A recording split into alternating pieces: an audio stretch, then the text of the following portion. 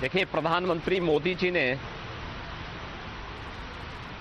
2014 में देश के राजनीतिक एजेंडे को, जो परिवारवाद पर आधारित था, वंशवाद पर आधारित था, जातिवाद पर आधारित था, माफियावाद पर आधारित था, क्षेत्रवाद और भाषावाद पर आधारित था, उसे बदल करके गांव, गरीब, किसान, नौजवान, महिलाएं और विकास पर केंद्रित किया है।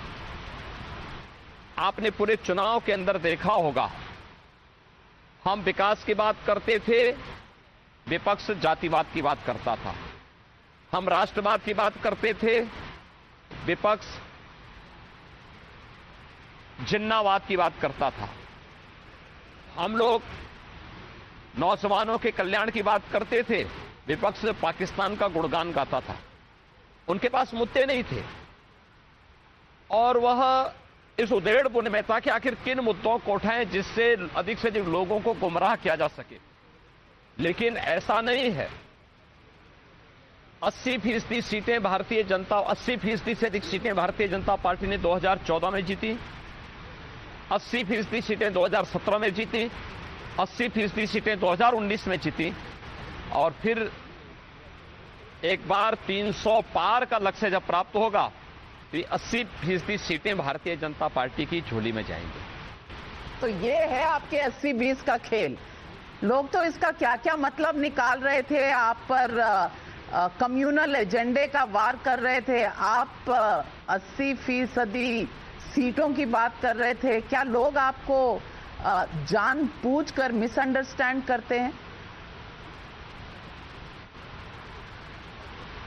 देखिए, उनके पास कोई एजेंडा नहीं, वे अपनी बात कहेंगे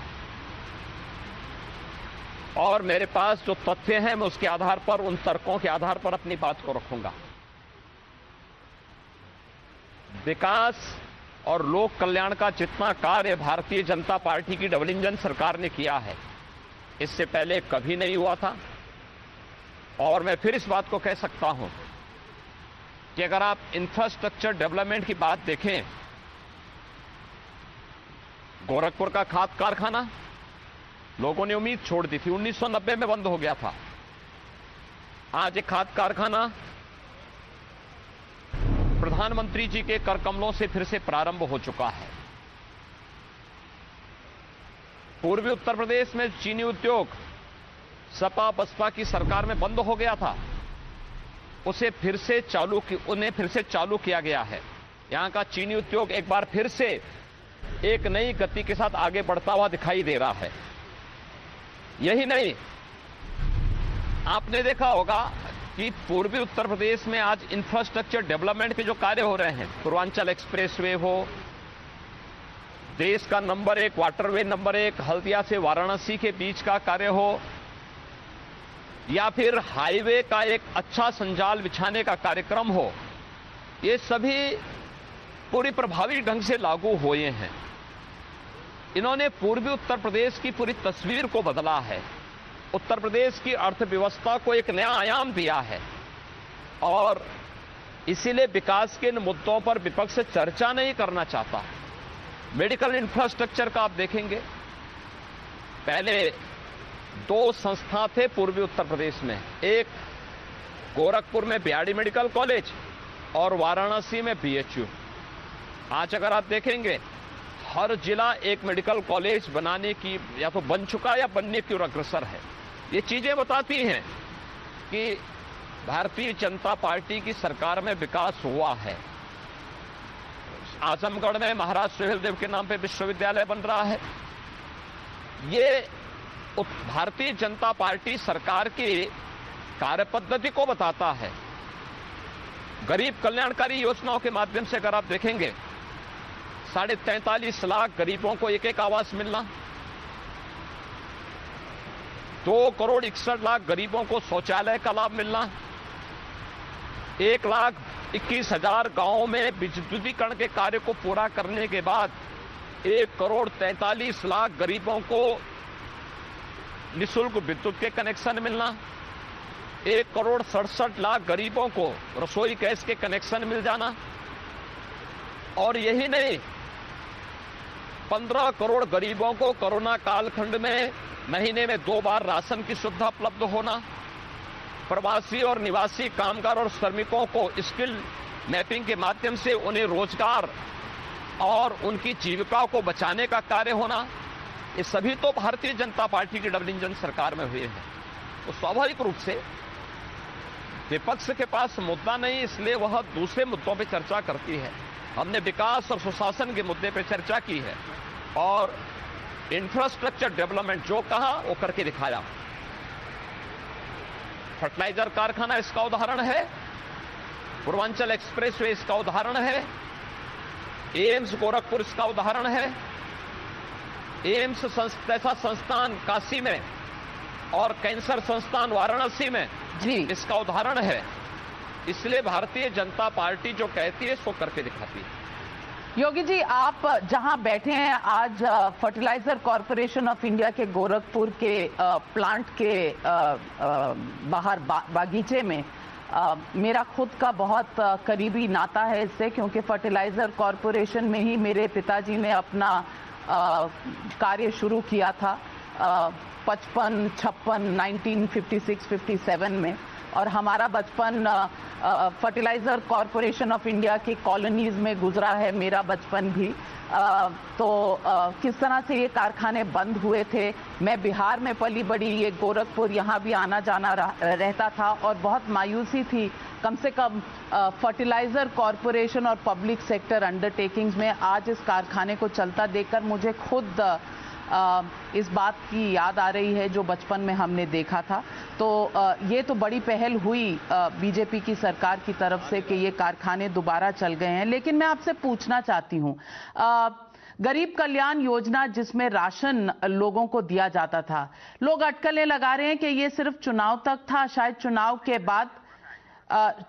के बाद शायद ये जो गरीब कल्याण योजना है, चुनाव के बाद शायद इसमें राशन मिलना बंद हो जाएगा। तो क्या आप समझते हैं ये गरीब कल्याण योजना के तहत राशन जो मिल रहा है लोगों को, ये मिलता रहेगा या सिर्फ चुनाव तक का साथ था? देखिए, चुनाव के पहले हर पार्टी अपना घोषणा पत्र जारी करती है और भारतीय जनता पार्टी ने अपना लोक कल्याण संकल्प पत्र जारी किया है।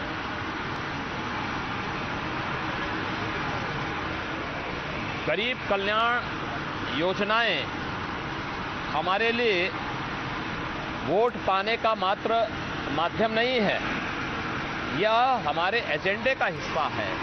हर गरीब को राशन देना, हर गरीब के चेहरे पर खुशहाली लाना, हर नागरिक को स्वावलंबन की ओर अग्रसर करना।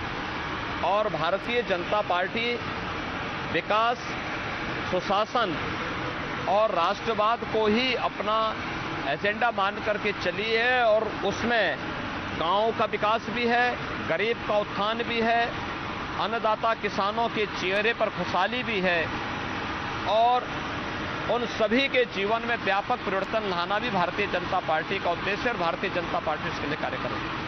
योगी जी, अखिलेश यादव कहते हैं गोरखपुर आप पहुंच चुके हैं, ये आपका आखिरी पड़ाव है और अब आप गोरखपुर में ही रहेंगे, लखनऊ की तरफ का टिकट अब आपका नहीं कटेगा। यानी कि वो बहुत आश्वस्त हैं कि जीत समाजवादी पार्टी की होने वाली है और कुछ लोगों का कहना है वहां लिस्टें भी बन रही हैं कि स्वेरिंग इन सेरेमनी में कौन कौन से मेहमान आएंगे। मैं खुद उनसे कल बनारस में मिली थी तो बहुत ऊर्जा थी और बहुत कॉन्फिडेंट थे कि जीतने वाले हैं। क्या आप समझते हैं अखिलेश यादव जी की जीत की जो उम्मीद है? देखिए, इसीलिए उन्होंने विदेश भागने का टिकट अपना बुक करा लिया है। समाजवादी पार्टी के बहुत सारे नेता और विपक्ष के बहुत सारे नेता अभी से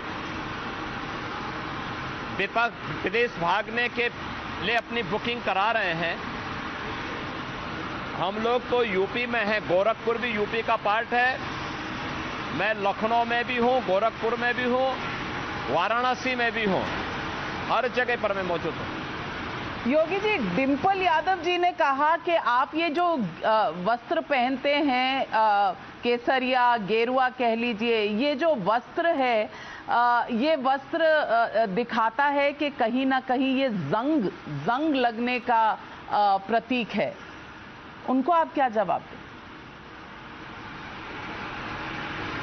देखिए, संगत का असर होता है।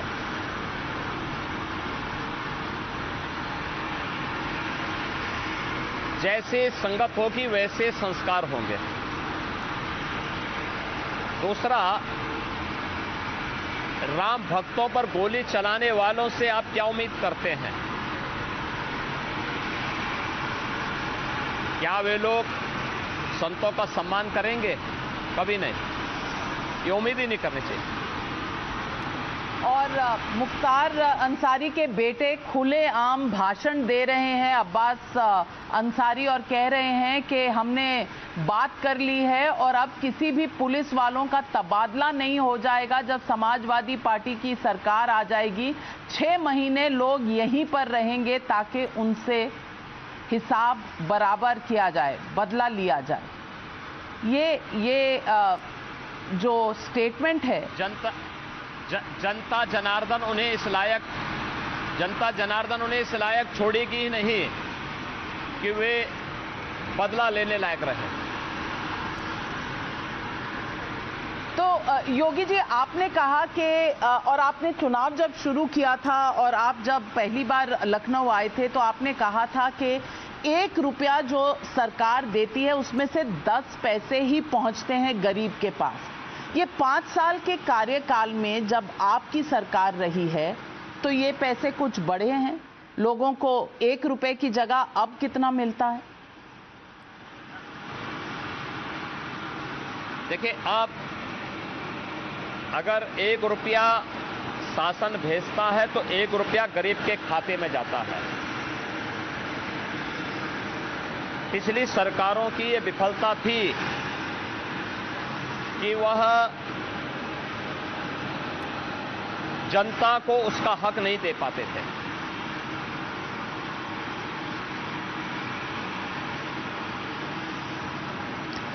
योगी जी, एक सवाल जो बहुत बार उठकर आता है सामने, वो ये आता है कि इस वक्त चुनाव जो है वो समाजवादी पार्टी और बीजेपी के बीच में है। अगर ये सिर्फ 2 तरफा चुनाव हुआ तो क्या आप समझते हैं कि ये चुनाव मुश्किल होगा? और बीएसपी बहन मायावती जी का क्या रोल रहेगा उत्तर प्रदेश की पूरी पॉलिटिक्स में, राजनीति में? क्या बीएसपी का अस्तित्व आप कैसे देखते हैं? देखिए, मैंने कहा ना, चुनाव 80 बनाम 20 का है। 80% सीटें भारतीय जनता पार्टी पाएगी, 20% में बंटवारा होगा। 2019 में आप देखेंगे, 2019 में 80% सीटें भारतीय जनता पार्टी जीती थी, यानी 64 सीट भारतीय जनता पार्टी ने जीती थी। 10 सीट बहुजन समाज पार्टी ने, 5 सीट समाजवादी पार्टी ने और 1 सीट कांग्रेस ने पाई थी। और चुनाव कमोबेश उधर ही जा रहा है। तो आपकी अगर मैं बात मान लेती हूं कि आप 300 पार होने वाले हैं, तो सबसे बड़ा मुद्दा आपकी जीत का क्या रहा? क्या आपकी करिश्माई नेतृत्व या आपका कानून व्यवस्था या गरीब कल्याण योजना, कौन सा कारण रहा? प्रधानमंत्री मोदी जी के नेतृत्व में डबल इंजन सरकार ने सुरक्षा और गरीब कल्याणकारी योजनाओं को जिस प्रभावी ढंग से लागू किया है, उसका लाभ इस चुनाव में भारतीय जनता पार्टी को प्राप्त होगा। और अगर बस 2 मिनट के लिए मान लें कि बीजेपी का बहुमत नहीं आता, अगर आप इसको 2 मिनट के लिए मान लें, तो मुद्दा क्या रहा? ये क्या आप डालेंगे? बेरोजगारी या जाति वाली राजनीति, या आप समझते हैं एंटी इनकम्बेंसी? ये मानने का प्रश्न ही नहीं होता है। इसको मानने प्रश्न नहीं होता। मैंने कहा ना, 80% सीटें जब भारतीय जनता पार्टी जीत रही है, तो फिर 2 मिनट के लिए क्या, मैं एक क्षण के लिए भी मानने को तैयार नहीं। चलिए, आप एक क्षण भी नहीं मान रहे, तो ये बताइए कि जब आप लौट कर आएंगे, क्योंकि आप इतने कॉन्फिडेंट हैं कि आप लौट कर आ रहे हैं, तो आपका पहला क्या बड़ा डिसीजन होगा? क्या पहली चीज करेंगे जब सरकार में आएंगे? पहले 100 दिन का क्या एजेंडा? हमने अपना लोक कल्याण पत्र जारी कर दिया है और लोक कल्याण पत्र के अनुसार एक एक मुद्दे को प्रभावी क्रियान्वयन करेंगे।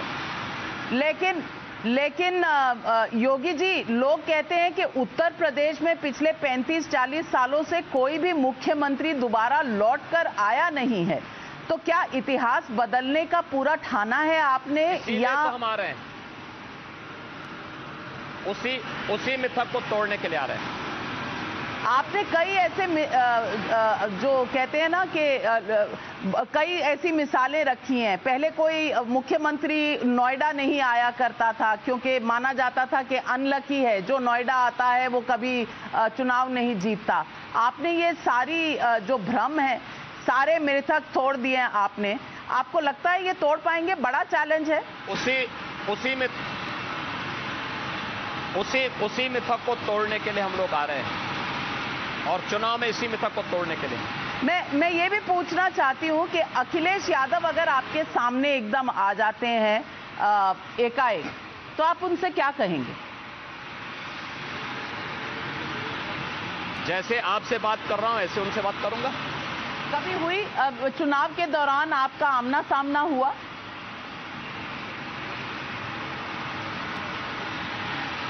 अक्सर होता है। तो तब भी तेवर दोनों के वो गर्मी वाले होते हैं कि आम लोगों की तरह बातचीत होती है? आप लोगों के बुद्धि से परे है ये, आप लोग समझ नहीं पाएंगे उस भाषा को। हम कोशिश करेंगे, आप बताइए तो सही। सारी जनता सुनना चाहती है, जनता को कम बुद्धि वाला मत समझिए। समझने के लिए आपको भी सार्वजनिक जीवन में आना पड़ेगा। नहीं, अब हमें भी समय हो गया, आप बताइए तो सही। पिछली बार अगर आप मिले तो कब मिले और क्या बातचीत हुई? इसलिए हमने कहा जब आप सामने मिलेंगे पता लग जाएगा। तो योगी जी, बहुत से लोग, और ऐसा कहा जाता है बीजेपी में भी एक नर्वसनेस है कि अगर ये दो तरफा चुनाव हुआ और अगर सिर्फ अखिलेश बनाम योगी हुआ तो कास्ट कॉम्बिनेशन ऐसे हैं उत्तर प्रदेश के कि बीजेपी को थोड़ा सा खामियाजा हो सकता है। मगर का कोई गुंजाइश ही नहीं बची है। तो योगी जी, मगर का कोई गुंजाइश नहीं बची है। एक तरफा चुनाव है, भारतीय जनता पार्टी प्रचंड बहुमत के साथ सरकार बनाएगी। तो योगी जी, ये आप जैसे कह रहे हैं इतने कॉन्फिडेंस से, तो कल तो विपक्ष कहेगा कि आपने ईवीएम में कुछ ना कुछ गड़बड़ी कर दी है। आपको पहले से ही पता है। वही कॉन्फिडेंस है जो 14 में था, जो 17 में था, जो 19 में था। योगी जी, आप जानते हैं कि आप अगर दूसरी बार मुख्यमंत्री बनते हैं उत्तर प्रदेश के, तो ना सिर्फ विपक्ष के बीच पर अपनी पार्टी में भी आपके सामने प्रतिस्पर्धा होगी। आप इस बात को मानते हैं? देखिए, भारतीय जनता पार्टी एक लोकतांत्रिक पार्टी है। यहां मुख्यमंत्री बनने न बनने का प्रश्न नहीं है। प्रश्न ये भारतीय जनता पार्टी जीतनी है और यहां कोई विवाद नहीं है। योगी जी, गर्मी का मौसम आने वाला है और इस चुनाव में बहुत गर्मी की बातें हुई। किसकी गर्मी निकलेगी, किसकी गर्मी कम करी जाएगी, ये सिर्फ चुनाव के दौरान की बातें होती हैं या मन में मलाल रहता है बाद में भी? देखिए, न कोई मलाल है और न आगे किसी प्रकार की कोई बात है। हमने जो कहा है, प्रदेश में सुरक्षा का बेहतर माहौल देने के लिए वह देंगे। अपराध और अपराधियों के प्रति जीरो टॉलरेंस की नीति के काम करना है तो करेंगे। बुलडोजर बाबा आपको कहा जाता है और बुलडोजर के ऊपर साइकिल लगाकर वाराणसी में जब अखिलेश जी का परसों रोड शो हुआ था तो बुलडोजर के ऊपर लोगों ने साइकिल लगा दिया था। क्या मैसेज दे रहे थे आपको? देखिए, बुलडोजर प्रदेश के इंफ्रास्ट्रक्चर का भी प्रतीक है और माफिया के मन में भय का प्रतीक भी है।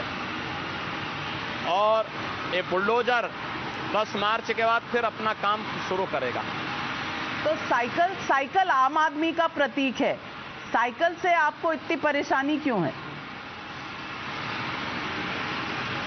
हो सकता है आप उनके प्रवक्ता के रूप में बोल रहे हो, लेकिन मुझे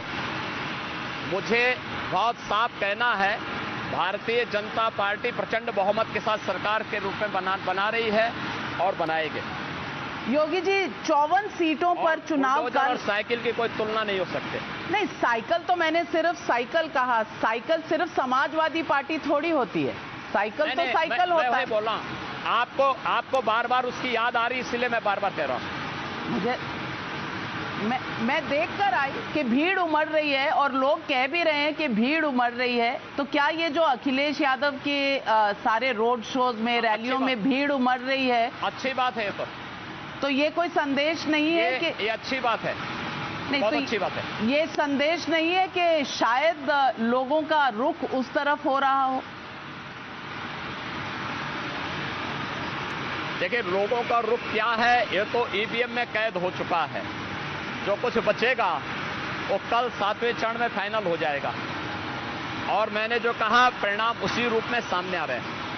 7 फेजों में चुनाव हुआ, आपको लगता है 7 फेज जब चुनाव के होते हैं तो कहीं ना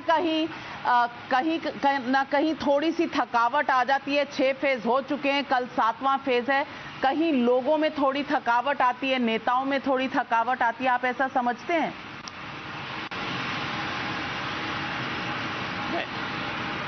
देखिए, हम लोग केवल चुनाव के दौरान ही मेहनत नहीं करते हैं, 5 साल मेहनत करते हैं। 18 से 20 घंटे का कार्य पहले भी करते थे, आज भी कर रहे हैं और आगे भी करेंगे। योगी जी, सबसे सक्सेसफुल फेज बीजेपी के लिए, आपके लिए कौन सा रहा अब से लेकर 6ठे फेज तक? सभी 7 फेज भारतीय जनता पार्टी के सक्सेसफुल हैं और आगे भी सक्सेसफुल रहेंगे। तो योगी जी, आपके जितने सपोर्टर हैं वो नारा देते हैं कि आएंगे तो योगी ही, और सितंबर में हमने जब आपके साथ किया था कॉन्क्लेव में बातचीत, तो आपने कहा था मैं आऊंगा ना। आज भी उतने ही कॉन्फिडेंस से कह सकते हैं आप कि 10 मार्च को योगी जी आएंगे ही ना? जो मैंने सितंबर में कहा था, चुनाव के दौरान भी वही कहा है और आज भी फिर वही कह रहे हैं। योगी जी, हमारे साथ जुड़ने के लिए आपका बहुत बहुत धन्यवाद, आपको बहुत शुभकामनाएं, और उम्मीद करते हैं कि ये लोकतंत्र का जो पूरा फेस्टिवल रहा, ये जो त्योहार रहा, ये सबके लिए ऐसे रिजल्ट लाएगा जो देश की जनता के लिए अच्छे रहेंगे। हमारे साथ जुड़ने के लिए नमस्कार। Thank you very much for watching us and this special broadcast with Yogi Adityanath.